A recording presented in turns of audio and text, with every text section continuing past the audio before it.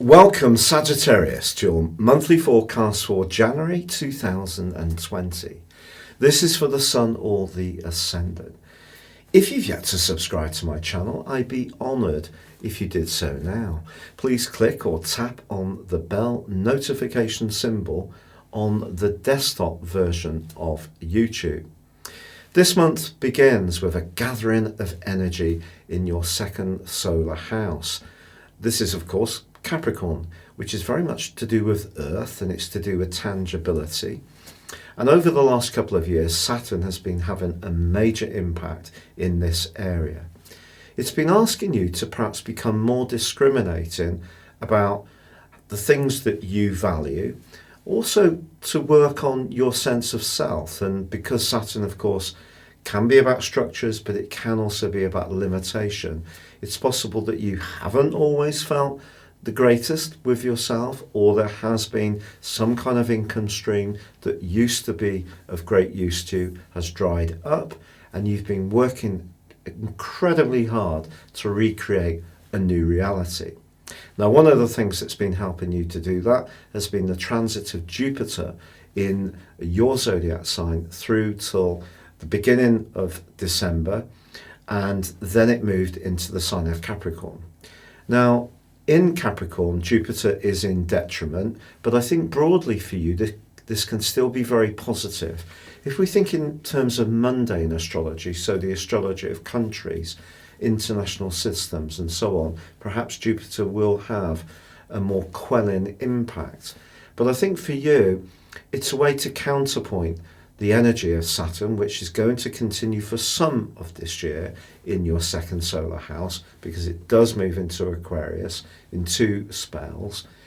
But I think also because Saturn was inching closer to Pluto, over the last 6 months, the orb was getting much more narrowed. We have really been caught up in this drama that's going to be reaching a peak on the 10th, 12th and 13th of January for some while.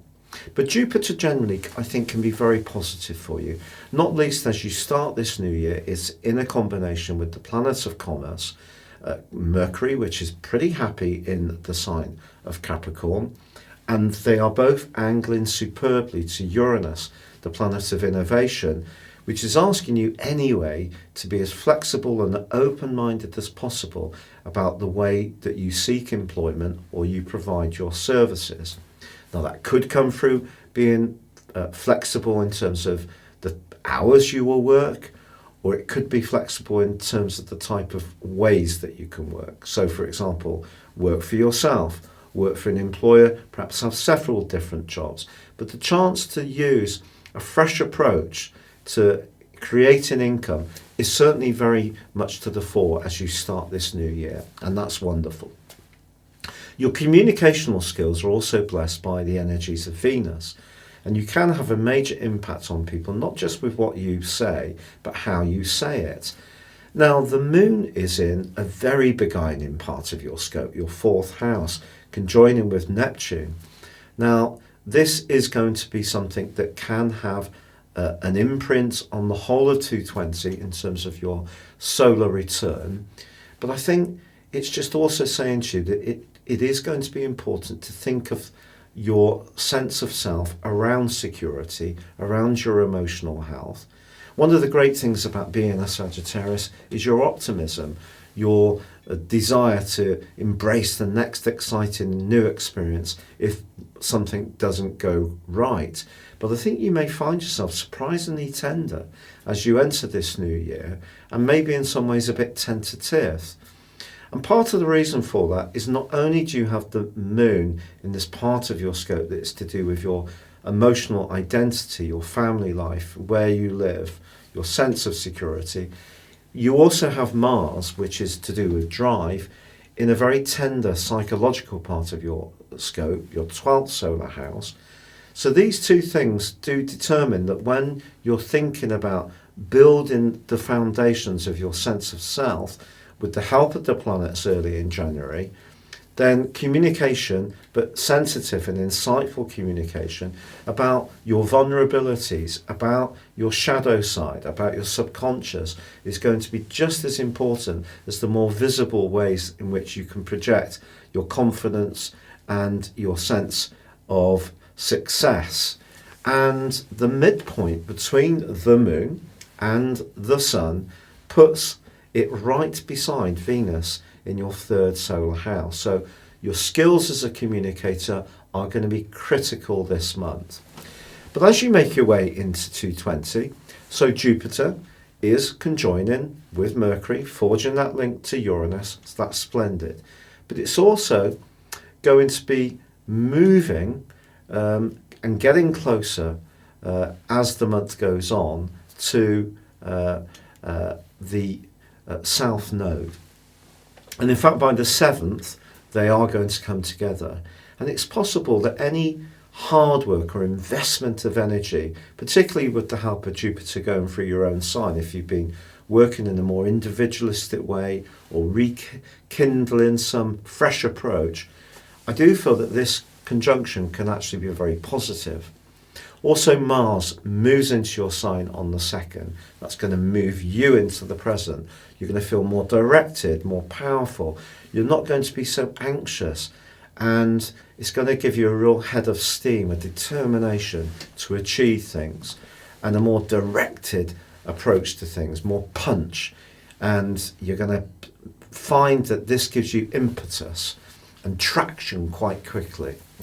But then we find that the combination of Jupiter and the Sun right at the start of the year is not too distant away. So you have every right to believe that things can get better for you this year. But that brings us to the annular lunar eclipse on the 10th in the sign of Cancer, I beg your pardon, which is very much about your longer term resources, the resources you share with other people, where you invest your real commitment in close and intimate partnerships.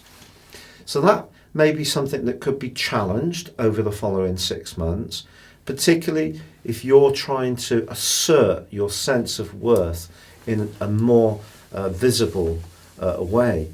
But that brings us to the 12th and the 13th. So we have the Sun, we have Mercury, we also have Ceres, the dwarf planet to do with nurture, and we have Saturn and Pluto all lined up together. It is a critical point, there is no doubt. Saturn next to Ceres can be quite tough, especially in Capricorn. It can be a kind of cold nurturing. So if there is some kind of reality that you still need to grapple with around your sense of self or your finances, this will come to pass at this time. I really believe so. But I think then you are sort of moving forwards. And with Venus moving on the 14th into the sign of Pisces, if you are going to spend some money in the sales, it's likely to be on your home or on loved ones. But on the 17th, Mercury replaces Venus in Aquarius, and then the Sun moves into Aquarius on the 21st, followed by the new moon of the 24th. So this brings a lot of extra vibrancy, air energy, the ability to communicate lightly and be very nimble in its speed of thought and action. Things are getting going, you're gaining momentum. And I do feel that's going to be something you're going to really relish. It is true that Mars, from the 13th through to the 24th, forges an awesome link with Jupiter. It's a semi-sextile, but you get the benefits, I feel, of the Mars go-getting energy in your sign, which is kind of re-unconstructed, if you like. It's like quite natural. Mars in Sagittarius is very athletic. It's very much about getting things done.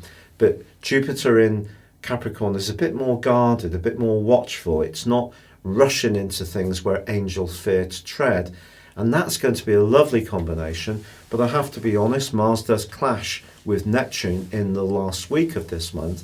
And it's just saying to you that if you rush something in terms of trying to get it off the ground and you don't think about all the implications, it could go to mush quite quickly as the month comes to a close. So use the logic of the Aquarius energy, which is there right from day one of this year, to really guide your thoughts, your thinking, and also your research and your communications with others. That's going to protect you. But I think you do reach the critical point where the pain of what you may have gone through with Saturn over the last couple of years reaches its high point.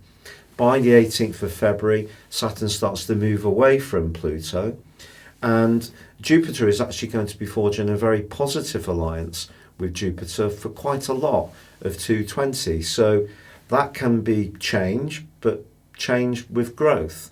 And you're someone who's very often ready to embrace new approaches. They just need to be new approaches that give you tangible rewards. So try not to get too caught up in anything that's a bit nefarious. It needs to be solid, make sense, give you actual returns that you can physically see, and that's going to get this year off to a new start for you in such a positive way. It's been a real pleasure being with you. If you'd like to order your year 2020 personal horoscope forecast, please see the link beneath this video. You can get 30% off. But for now, good luck and goodbye.